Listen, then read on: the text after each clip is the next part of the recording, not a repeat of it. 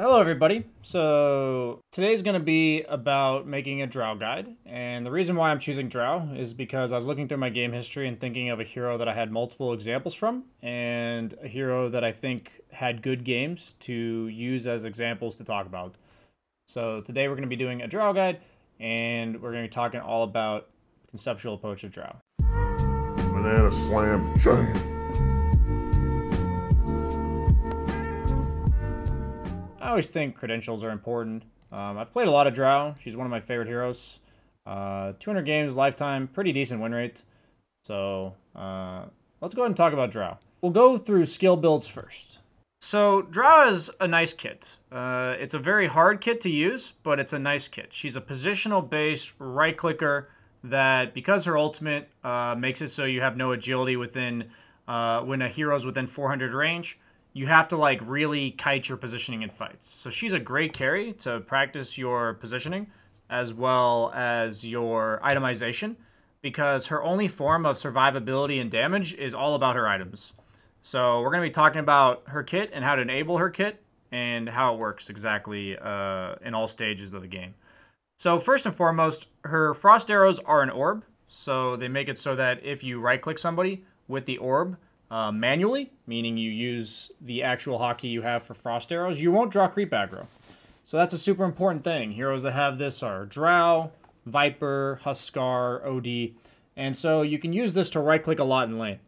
So in that case, what makes Drow a good hero is that she first has a melee or tanky support that stands in front of her. Let's be very clear, guys. The worst thing you can do is grief yourself by picking Drow when your support is a squishy dude. You have Oracle, you have CM. If you have a support who's vulnerable to getting ran at, that's Drow's #1 issue. And that's all because she can do as much right-clicking as she wants as long as she's not threatened. Drow is like the #1 attrition safe laner, meaning that she will just beat down the offlaner, beat down, beat down, beat down. And that's all because frost arrows don't draw aggro and she's high range. So the way Drow loses her lane is that she gets bursted for a lot of damage, either full to 0 or just takes, I go from 640 to 200 HP because the opponent has like a double stun setup. And a lot of this is all because of the fact that the opponent likely has a melee 4, in this case the Nyx Assassin. I like to have a melee 4 on the opponent team if possible. And also my 5 position being a melee. So the most important part about this is that your 5 position is a melee. They are the premium Drow supports are Undying, Elder Titan, Ogre, Bane, Clockwork could work, Spirit Breaker. Nature's Prophet can work as a 5 if you play it because it tanks with the Treants. But you get the idea. Your support is supposed to run in front of you. Tusk, Treant, all these heroes that are meant to be these beefy melees. So in this case, I have an Undying. So if I don't have a support that fits that description, I will never pick Drow. I'm being very clear. If we're talking about mid Drow, this is a carry Drow guide. I don't play enough mid Drow. Somebody like Thompson plays it a lot. I've seen Koikfa play it, but this guide is not really meant to help you play mid Drow because I think it does function similarly, like 15 minutes plus. So you can take all that into account. But in terms of laning stage, power spikes, how you play the lane, all that kind of stuff, it is not the same at all. Going into the laning phase, I talked about the way Frost Arrows works. You're almost always going to take it level 1 for that exact reason. Because it's your most powerful skill. So when it comes to your items, I go Quelling Blade if I think I'm not going to be able to harass all that much super early, but I also need to compete for CS. It's a nice item on ranged heroes right now, 6 damage for 130 gold. But if I think I'm going to be harassing enemy heroes a lot, I go purely stat items. And in this case, I went a Mango, because I really did think I was going to need that extra bit of health regen. I thought it was Mars Nyx offlane, but it ended up being a Mars, I believe, 5 or something. It was a Wyvern core. But I bought the early Mango for a little bit of HP regen and that extra burst of mana after I used my Q a lot. I basically expected to have to use my Frost Arrows a lot, so the Mango seemed like a nice way to use that last 70 gold. So notice how, because my Undying is able to play in front of me and zone the opponent's support, that allows me to hit the opponent offlaner. And then it's all about maintaining lane equilibrium on Drow, because you messing up, or you attacking the opponent does not mess up that lane equilibrium. So a lot of times at the highest level, they will do this where they drag creeps. Because if you're playing against Drow, she's one of the most terrifying level 1 carries because of the reason you just saw. So a lot of people will attempt to dodge the Drow. And if they dodge you like this, it's really important that you do exactly what I'm doing. If they don't dodge you, you maintain lane equilibrium just like I was. Because it's so important that you have the safety of your tower. And that safety of the tower is what enables you to right-click a lot. So, notice how I'm going to drag here. Mirroring the opponent. You know, I assume in the lower MMRs, this probably doesn't happen, but you should be prepared whatever does happen in your lanes. So we're going to fast forward a bit. Notice how anytime somebody walks up to the creep wave, I immediately right-click them. So in the current patch, it's becoming very popular to take stats early on. Your E is nice, and some lanes you should consider leveling it, but it's a pretty small amount of damage per volley, so it doesn't help you secure creeps very well. You know, it's 85% of 66, so it's, you know, it's approximately 55 damage on a volley, so it's really hard to use it to secure creeps. And it's also like a decent mana cost as you level it up. So level 1's kind of mediocre, and then as you level it up, it begins to hurt your mana since you're using a lot of frost arrows. So a lot of Drows are going for a couple stat points in lane, and it's something you should at least consider. Just because since you're right-clicking so much and you're such a stat-based hero, the stats early can be really handy. I'm still experimenting a bit with exactly when I go stats, but it's definitely a hero worth considering going stats on. If I'm in a lane where I'm afraid of the opponent like a clockwork walking up to me, or like an Earth Spirit rolling on me, those are the type of lanes where I will level Gust in the first couple levels. Otherwise, you usually leave Gust for later. There's no hero like that in this lane, and it's just a wasted skill point if you're not using it to absolutely save yourself.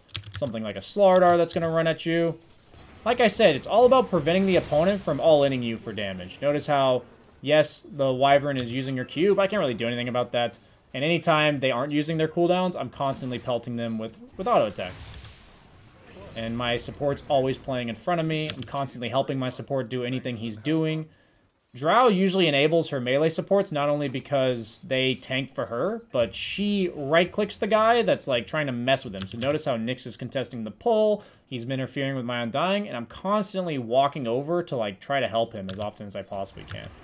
In this case, I peg it a little bit. I overextended. I thought the Undying was going to help me, but he didn't want to get splinter blasted, so I understood afterwards. That was just me overextending and underestimating the opponent's ability to kill me. I muted the Undying because we got into an argument, and I didn't actually blame him, so I just wanted to move on from it and not talk to him after that, but it wasn't his fault, to be honest. Back to the lane, though. That's what you have to be really careful about on Drow, and it's also why it's super important to maintain lane equilibrium. So in this case, because of what happened, I elected to take my silence. I didn't expect to die like that, and I don't think I should have. I think that was a mispositioning. But I took my silence just in case the Nyx ever tried to wrap around me again. The silence is also nice to be used for silence TPing. You may see it in this game, where people try to go on me, and I silence them and I TP away. It's really good for that. So if you can think of it as like a spin TP, but instead of like making you immune to all spells, you're like silencing the guy that's going to stun you, and then you TP away. So notice every time my Undying is contesting, I walk over between creeps and help him.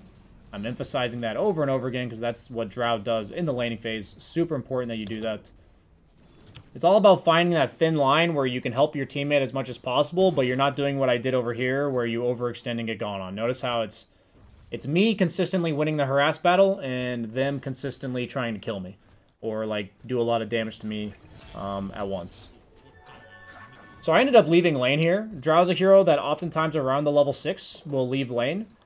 I don't default to the triangle anymore now that her ultimate no longer one-shots Ancients. It helps her farm pretty decently, but you don't want to be in the jungle, ideally. So what I mean by that is that the reason why you jungle a lot is your hero is super squish. So you're very vulnerable to getting ganked, and anytime the lane's pushed, I don't feel comfortable being in it. So I've either crushed my lane, in which that case, I'm playing up, trying to siege their tier 1 tower and like pressuring the way you saw me doing early on, or I feel threatened in lane, in which case I rotate back to my jungle and I kind of just monitor whether or not the lane's pushing in. And if the lane's pushing in, notice how I'm looking at it, I'm perfectly fine to return underneath my tower, especially because I see a lot of other heroes showing in the mid lane. So Drow, her only concern, similar to Luna, is that she gets ganked. And you're very squishy for that regard. And if you TP top, it means that the opponent can kind of just follow you there. So it's really important on Drow that you don't TP anywhere early game unless you're already evading the gank. Because if you're not evading anything with your TP, then they'll just kind of follow you if they're good players. So notice how the lane pushes out again, and I saw somebody coming bottom, so I just immediately dip. So when I see somebody coming bottom, or in this case, I didn't actually see anybody, but they were all missing from top and we have a ward, it tells me they're most likely bottom. So in that case, when I detected a threat and I'm like, oh, they're here, this is what you need to do on Drow. You either retreat immediately to the triangle, like you TP top and go to the triangle, or you TP top and help him take this tower. That is purely based on your understanding of the specific game. So in this case, I knew they had a lot of their abilities on cooldown, and I also had a really tanky guy to help me take this tower, the Centaur. So a lot of times this will be determined by opponent cooldowns, opponent's ability to kill me, but also how strong the guy is that I'm with. Drow is a hero that enables her team to play around her, but her strength is often determined by her teammates. So in this case, if my Centaur was like level 6 with no items, I would probably just go triangle. Because I am only scary if the guy in front of me is scary enough to keep them away from me. It's really important to understand that concept as Drow. If your offlaner is useless, like he's level 6 and he's very weak, they're just going to ignore him, jump you, and you're going to die. So it's very important that you recognize your strength is purely based on your teammates.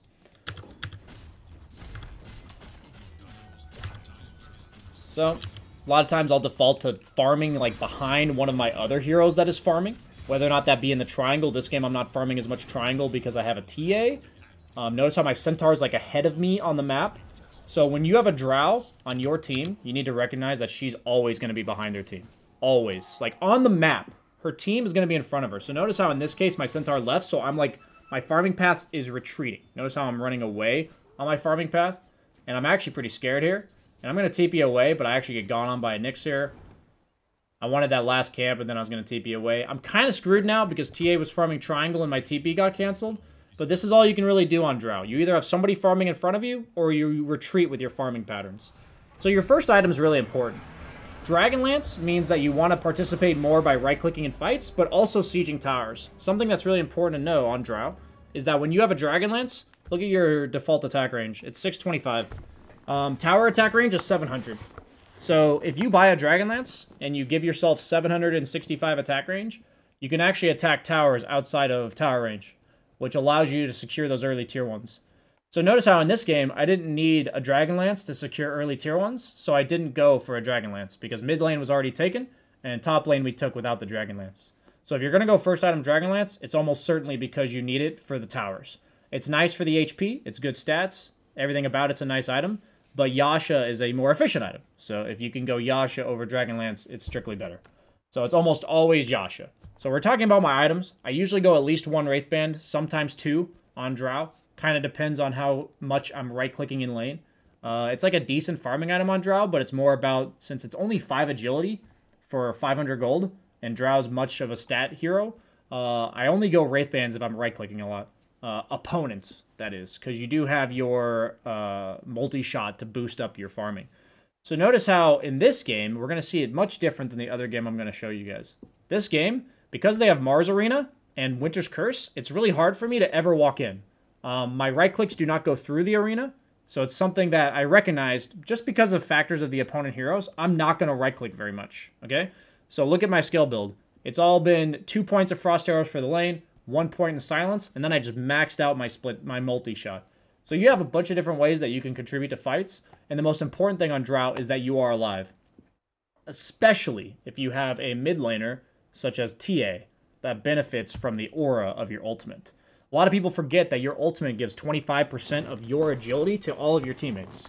So right now, I have 106 agility. I'm providing TA with 21 bonus agility. That's pretty good. That's like 4 armor. That's 21 damage, 21 attack speed for a ranged hero at 12 minutes into the game. So being alive to enable your ranged heroes is very cool. But it's important to recognize that either you're enabling your team like that, or you have absolutely no impact on team fights. There are plenty of games where I have a really rough start, or I don't enable anybody to do damage on my team, and I won't show up nearly as much on Drow. But this is a game where, because my team's making stuff happen, Drow is never the instigator. Drow is never the hero that starts something. If you're losing a game of Drow, or you're new to Drow, what you'll run into a lot is games where you feel like something's supposed to happen and you don't know what to do. And the answer for Drow is to always look at your teammates. Your objective taking, your team fights is 100% predicated on what your teammates do. Because your hero does not start ganks, your hero is not survivable on the map, you can't pressure really well, and you are never going to go in first. So what that means is you are always going to be at the fight slightly late or going in second. Doesn't mean you have to be late, but notice how I love to show up to fights that are already happening or follow somebody else as they go in for me and then show up late. And because of this, I talked about my contribution to this fight is going to be multi-shot, so I maxed that out. So notice how I really just position in the back. I'm always going to have my teammates in front of me. Look at the way I'm positioned. There's always going to be someone in front of me. It's super important that you think about that. Gonna rob their ancients real quick. This is nice. So the reason I'm going Manta, I already talked about why I did not go Dragonlance. But the thing about Drow is they buffed Manta a lot recently. So it's a lower cooldown for ranged heroes. And it's an item that can help you farm. So it's like, if I don't feel safe showing on lanes, then I will use it as a way to like pseudo Midas, pseudo clear the wave. It's not nearly as good as a Luna Manta, but this game specifically, it's really good against Omni Slash because my illusion can tank the Omni Slash. It's really good against Arctic Burn because I can remove that. It's good against Fade Bolt for removing that. Spear only hits one target, so I can, if Mars Yules me and I Manta, it's 1 out of 3 chance that he actually spears me into the arena. So Manta this game's a lot of survivability, and it's going to, since I talked about not right-clicking much in fights, it's going to allow me to accelerate my farm, but also protect myself. So this is an example of the silence TP. Get gone on by Nyx. I'm going to silence the Rubik and immediately TP out, so I don't get lifted. We talked about the silence TP. Something you should definitely look to use on Drow. And I just realized, guys, you probably hate me. This is probably the worst start to a freaking guide because I always mess this up. But I'm going to remove that map cover. Just remember to look at the map. If you looked at the heroes in my game, they were always ahead of me. Always behind my teammates on the map. Do not let yourself get initiated onto. Like this. So this was an example where I thought I was safe because we had a lot of vision around the mid lane. And notice how they just smoked and caught me. So the cool thing about a Drow is it's all cat and mouse. You do so much damage if you don't die. But you're also one of the most vulnerable heroes to just dying full to 0 right at the start of anything. So if you're against Drow, she should almost always be your target. If you are Drow, your sole purpose is to not let them kill you at the start. Because if you are allowed to sit in the back pelting people with spells, your ultimate is activated such that you're providing all of your ranged heroes with a bunch of armor and attack speed, you will win fights. You will do enough damage. So Drow's all about this, stay away from me mentality. And if the opponent has enough ways to get on top of you, that makes it a really tough Drow game. And so usually, if you're in a pub, since you're kind of blind picking, I will only pick Drow if my teammates are going to create that space for me. So notice in this case, I had the Undying in lane, and I have the Centaur Undying in game. So I can rely on my teammates to do that for me. It's really bad to pick Drow if you don't have a frontliner that's meant to go in first, tank the spells, and start the fight. Really hard to play Drow in those games. You pretty much ruined your own pick if you pick there. So Drow is not really a flashy hero. She's not the one that's usually going to carry the game. It's usually her enabling her teammates to carry the game because you're the one that always has to get going on. So that's a little bit of a disaster here. We go for the Roche because we have TA Drow. The opponent contests, but notice how I never went in. Kind of just constantly sat on the outside. Tried to get that silence off on the Nyx. Didn't work out. And I have a little bit of time to clear this wave because we see the enemy team on the map. And we're going to get out. Actually, I think I'm going to linger. So this is a case where Drow, very dangerous for you to ever TP back to base here when the opponent takes a winning fight and they're on your side of the map. Because if you get stuck in your base as Drow, you're not leaving. You're not like an anti-mage or a Slark who can elusively navigate their way around the map. If you get stuck in your own base, you're stuck there. So notice how I'm sitting in the trees, very patiently waiting for the opponent to give me information. This is very important when you're losing as Drow, when you've lost map control, even if it's temporarily. I wouldn't say we're losing this game, but we lost map control. So look at how careful I'm playing, refusing to go back unless a fight breaks out. Notice how my Centaur just got gone on and died, so I'm playing super safe up here, but I am still maintaining pressure on the map. I can use my Manta to do a little bit of pressure on the lane, but I immediately TP to fights that are breaking out. Drow, you're pretty much always wasting your potential if a fight is occurring and you're not there. Like, let's just rewind. Last time, Centaur was just dying, right? Last time, Centaur simply fed, so we didn't go to help the Centaur. But now, I see a bunch of spells that I know they usually want to use on me. Everyone's getting initiated onto. The whole fight's broken out. I'm on the outskirts of the fight when I TP in. Make sure you never TP in on the middle of the fight. My positioning's constantly as patient as possible in the back. And we allowed to turn this fight for the better. And we get a nice set of kills here. So Drow's worst matchups is based on the fact that she cannot position herself to keep her ultimate active. And her multi-shot only hits 1 unit per arrow. So, PL, huge issue. Probably the worst matchup for Drow, because he has an innate gap close, and he has enough units that you can't deal with the multi-shot. Or the multi-shot doesn't actually hit the real PL. Your marksmanship does go through all base armor. So we're now talking about matchups a bit. It goes through all base armor. So if you're playing against Drow, it's very important that you itemize plus armor. Stuff like Medallion, Vlad's, Greaves, AC, Shiva's, Blade Mail, like all this kind of stuff. Because as long as you're against an agility core with all base armor, anytime this procs, you will do pure damage. So like in this case, it's a nice matchup against Jug, generally speaking. Because this guy's only got 5 plus armor. All the rest of his armor is base, which means I'm effectively hitting him like he has 5 armor every single time my ultimate procs.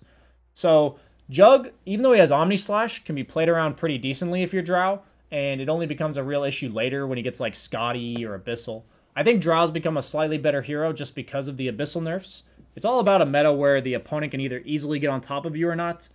Drow's just always a hyper-situational hero. Very rarely in any patch is she first pickable. Usually the only time she's first pickable in the past has been because her ultimate or passive, back when her passive gave damage to ranged heroes, was so broken that you could pick the Drow and then somebody else would carry you. You know, you'd pick like a mid OD who had bonuses or like a Visage, right?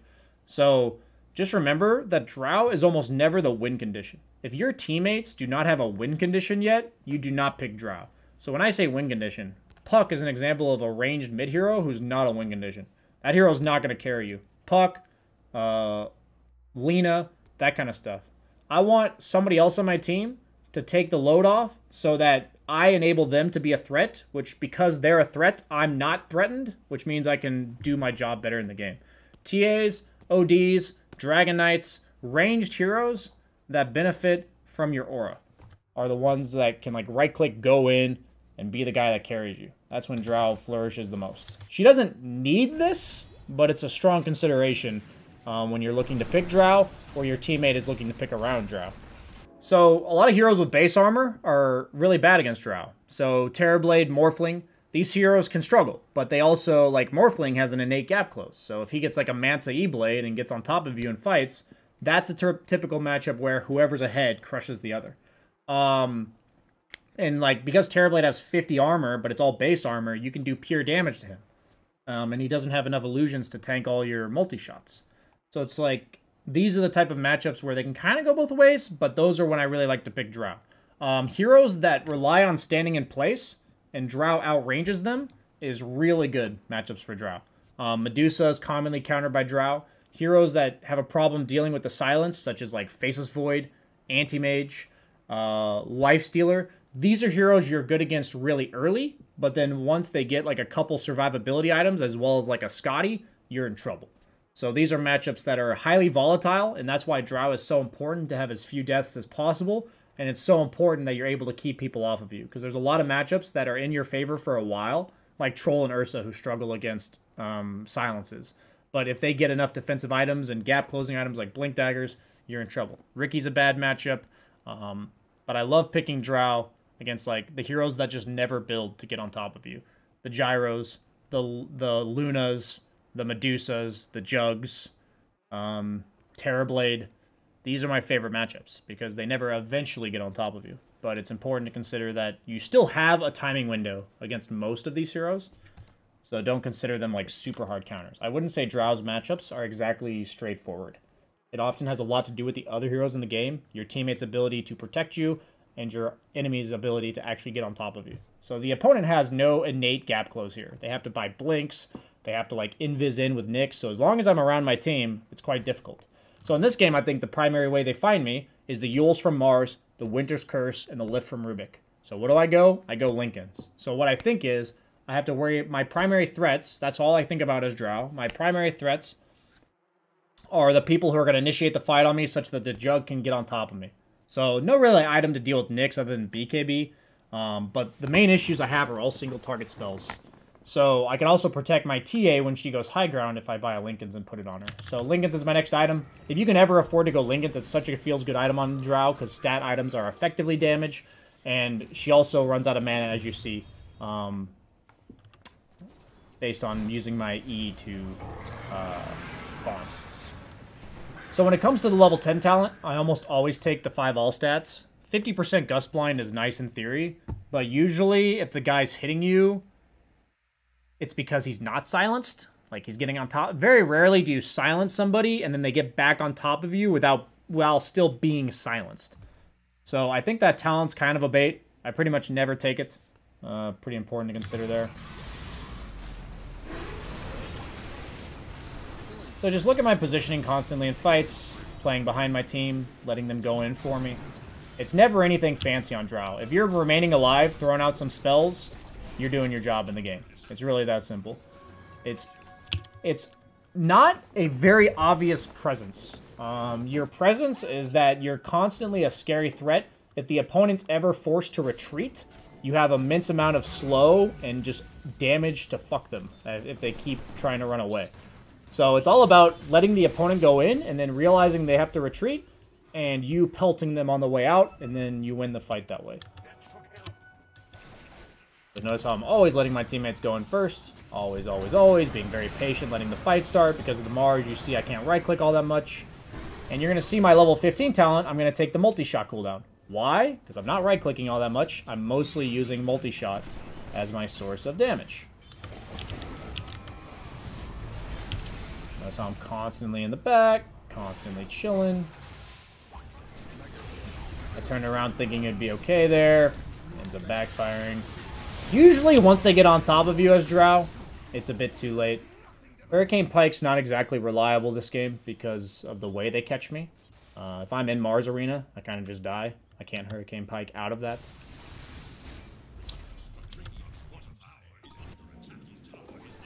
So we're going to keep trying to finish. Best neutral items on Drow. Grove Bro's incredible. Vambrace is pretty solid. Ring of Aquila is pretty solid. Any stat item or range item. Possessed Mask, level 1. These are all the best items, right? They're all stat items.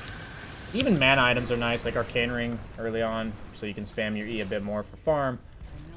And if you ever see me start a fight this game, then I misplayed. I'm just constantly sitting in the back, hoping that if they ever do go on me, my positioning is good enough such that you see there, and they're a bit too deep. So the idea behind my build this game is I'm going to wrap up this so I don't have the guide go on for too long. Is that Manta, I talked about that in depth. Linken's, so I can't get Cursed, Rubik Lifted, or Mars Speared. And then I'm going to go for the E-Blade. Because if they Winter's Curse somebody else, as long as I'm not in the curse, I can E-Blade the guy that gets cursed, such that they don't take any damage. So my whole idea with this is, how would the opponent start the fight? How can I itemize against it? Do I need BKB? Do I need Linken's? Do I need Manta, E-Blade, Butterfly, Satanic? Like, do I need to stand my ground and hit them? You know, what is the play? Sanjinyasha, do I just need some status resistance? Do I need Dragonlance so I can position a bit further back and have a bit more tanky HP? All items on Drow are predicated on how does the opponent kill you and how do they disable your team from being survivable enough to protect you. And that's the entire idea. So that's one replay of Drow, where I want to make sure I get to the second one. You're going to see very different items here. Drow, in my opinion, is a not straightforward hero. All of her items are going to be survivability items Agi items or Satanic. The only exception is when you think you are actually survivable enough, but your team dies fast enough that they can ignore your presence in the fight before you do anything. In those games, Daedalus. Daedalus or MKB if they absolutely have evasion, but MKB is an incredibly situational item because your ultimate gives you True Strike. The procs of your marksmanship are True Strike. So once you're level 18, you have 40% True Strike anyways. So MKB is a very situational item. I will strongly consider it against Mars because of the fact that if heroes have passives that reduce normal right-click damage, such as Mars or Underlord, MKB with the procs doing a lot of damage will be really nice. Ag Scepter, I think for the most part, is kind of a meme.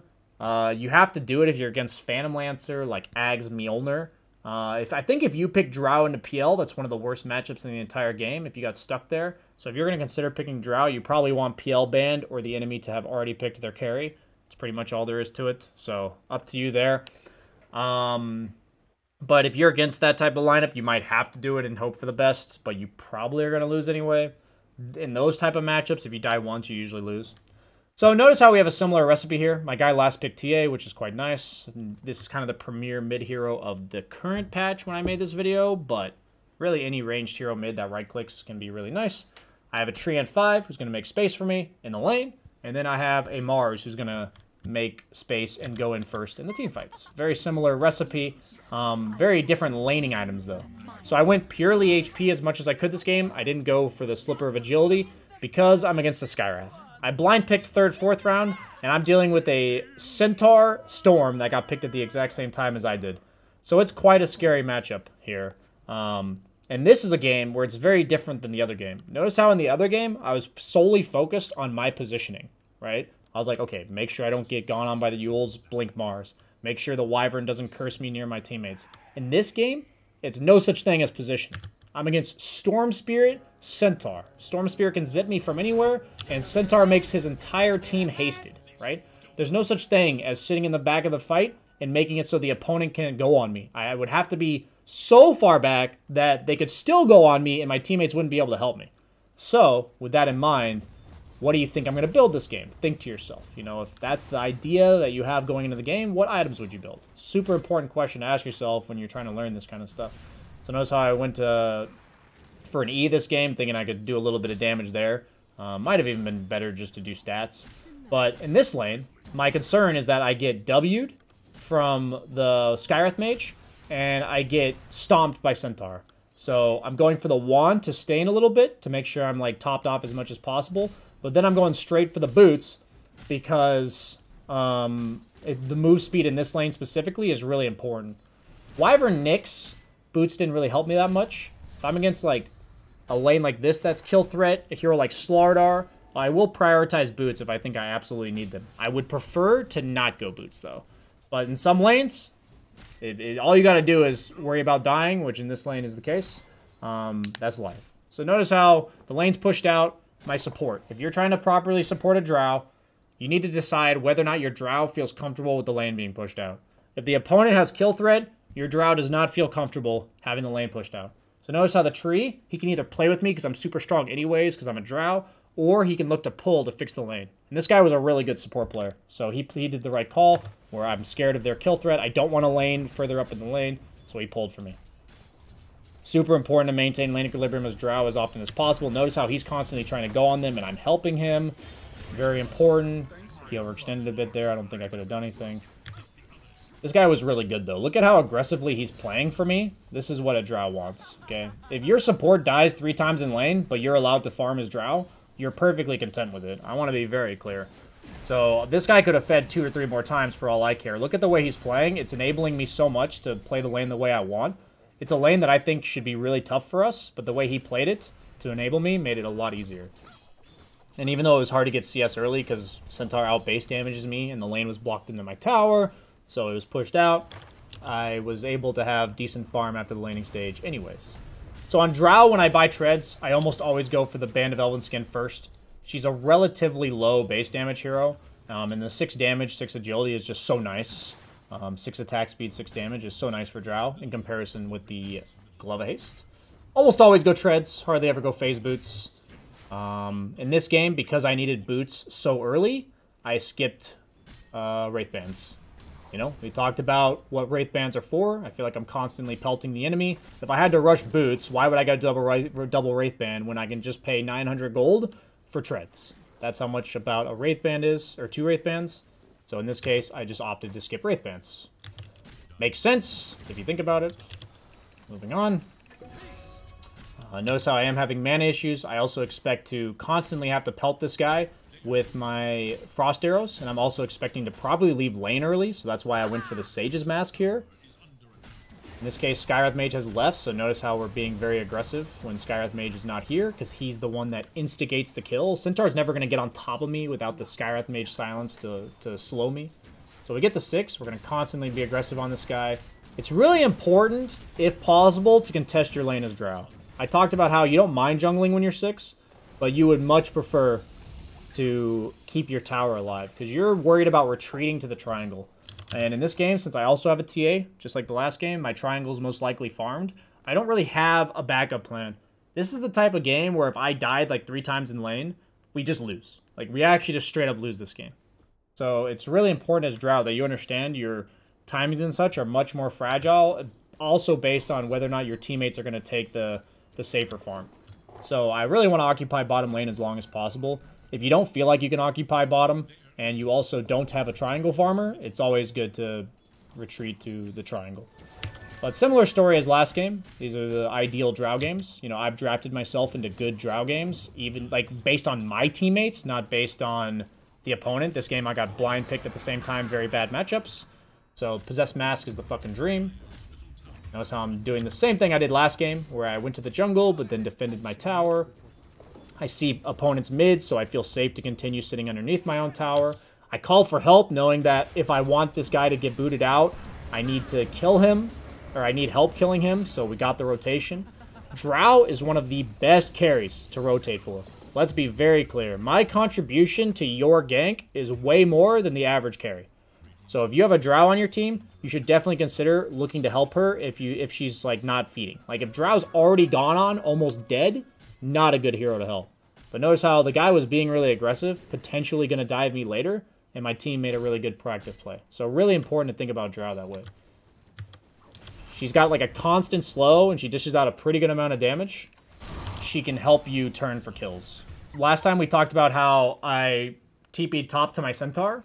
This game, I'm against a Centaur ultimate as well as a Storm, so I elected to not go hit the tower. My fear of this game is that if I go hit tower, there's absolutely no positioning that I can have that would protect me.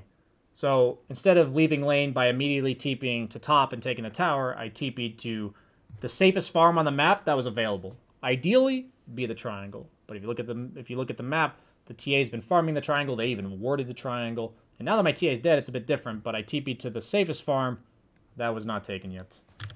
Very similar story, just a different ending location.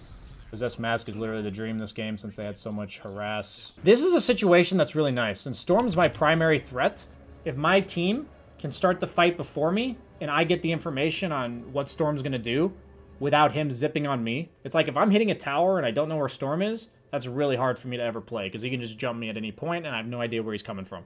But in this case, I see Storm TPing in, I get the nice silence on him, and we end up turning it for a kill, I think. Nice. That's Nisha, by the way. Get the tower off that, but I didn't immediately go there. I saw an opportunity because Storm had died earlier, and I knew he was going to either TP in or TP somewhere else, so I had a good opportunity that the primary threat on the opponent team would reveal information to me. And since they have a lot of damage that I cannot position around with move speed, in last game it was the Yasha, this game I went for the Dragonlance just for the raw stats, and so I can sit a little bit further back. They'll lead the fight off with the silence, which is nice. But notice how I'm going to siege the tower from outside of range. Super nice when you are scared of the opponent's retaliation. I think I overextend a bit here. I over-pursue, and that allows them to wrap behind me with the Storm, as you see here, and then I die. So if you ever allow the opponent to get on top of you without your teammates threatening them like you saw there, you are going to die. So we got the tower. Not the end of the world, but yeah, I definitely overstepped there a bit. It's a tough game to position, though. And look at my items.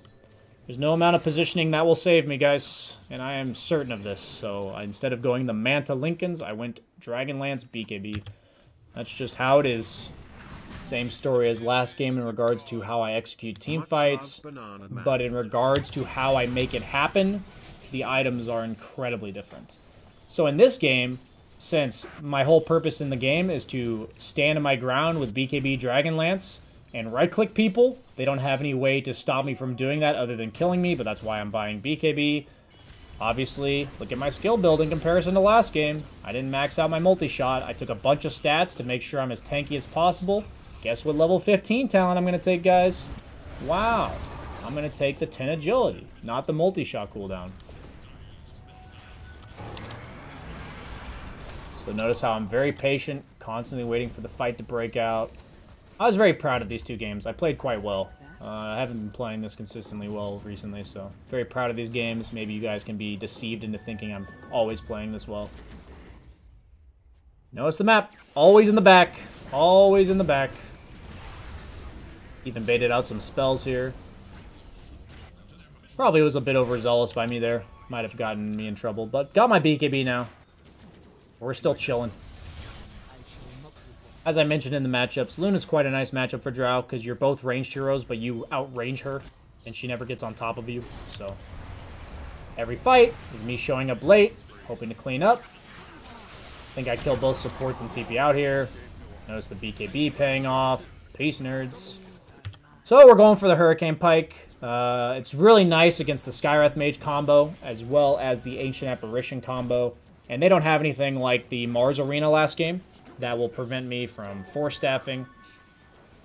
So it's a really nice repositional tool here that, yeah, the Centaur and the Storm will probably still be able to catch me, but the support combos, the Skywrath Mage ult as well as the AA Blast will not be nearly as scary. And I can also maybe save my teammate, but honestly, when I buy Hurricane Pike on Drow, the likelihood that I'm actually going to use it on a teammate is incredibly low. And just notice, like, I'm right-clicking a lot more in these fights than I was the previous game. So that's why my skill build is, and talent build is accordingly. At level 20, I pretty much always take the multi-shot damage.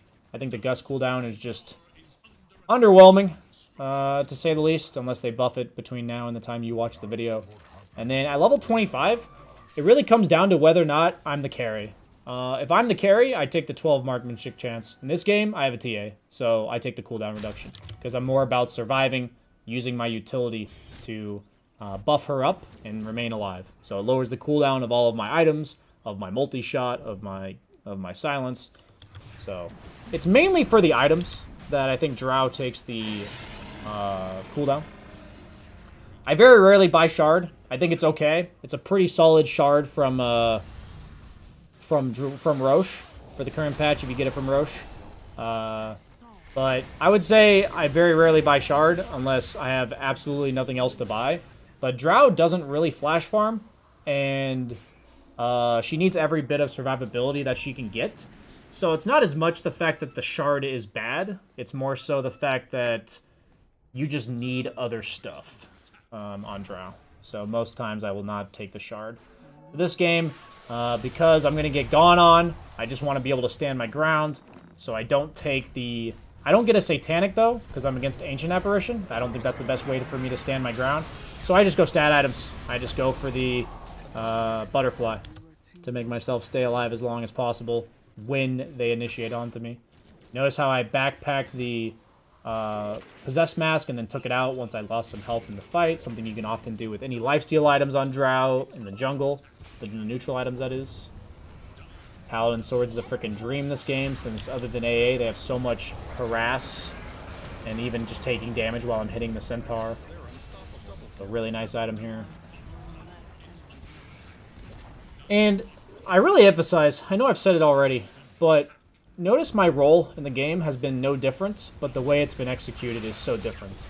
And I think that's what it takes to be high understanding of Drow, but her goal is almost always the same. These are both games where I'm not the carry, but I do think that having a supplemental carry is really important for Drow. She usually does not dish enough damage individually to carry the game. And it's not because she can't deal damage, it's because they just kill you. And if you have like a mid laner that's not a threat, like this TA, they can solely focus you. But notice how they don't feel comfortable focusing my TA. Or focusing me because I have TA. So I get gone on here, and sadly, I'm AA blasted, so I can't cheese. This was just a slight mispositioning by me. Probably could have dodged the initiation with the Hurricane Pike. And that's why it was so important that even if I got gone on there with a stun, if I had Hurricane Pike dodged the AA blast, I still would have lived. So, kind of sucks, but it just shows that even though we're 10k ahead, that Drow will always have the same issue, guys. Always. I will always be killable, no matter what. So, very important. So here, I'm going for a late SNY. This is actually a cool play by the opponent. I'm going for a late SNY because SNY will amp up the Paladin Sword that I have. It's actually a big consideration for why I went SNY. But also because I have a bunch of reactionary items, and I just want to be able to use them. And I want to be tanky enough to live. So the status resistance and raw HP, and obviously Yasha items, super effective on Drow. So the opponent makes a really cool play where they invade my triangle before my TA is alive. I manage to cheese right before the Ice Blast, and I live. We end up turning it. And this is really the story of Drow. Here's how fights go, guys, or engagements. Either they don't go on you at all, and you pwn them. So we've seen that several times this game. Or two, there's three situations. They don't go on you, you pwn them. Two, they go on you, kill you full to zero, like bottom. Completely fucking useless. Or three, they go on you, and they all die because they overextend going on you because you're so far back that your team capitalizes on it. So this not only applies to Drow players to understand this, but this also applies to anyone playing with a Drow. It is so important that you understand this, such that you can capitalize on how to utilize Drow as a hero. So if I barely live, the opponent will never win the fight. Never. In that case, it was more of an engage, like a skirmish, more of a gank, but same idea.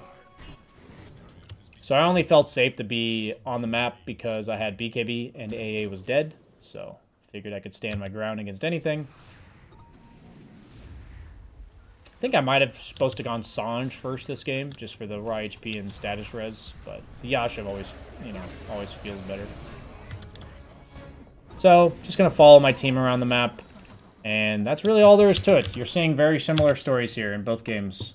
And that's really it for the Drow guide. Hope you guys learned a lot. Talked about skill builds, item builds, approaches to the lane, approaches to the game. And yeah, that's how you play carry Drow. So, hope you guys enjoyed that little bit of replay analysis in tandem with the guide on Drow, and hope you guys learned something. So, thanks for watching. If you liked this video, please like, comment, subscribe to the YouTube channel, all that shenanigans, because at the end of the day, YouTube does care about that. You may not care about it, I may not care about it, but the YouTube algorithm does. So, please do.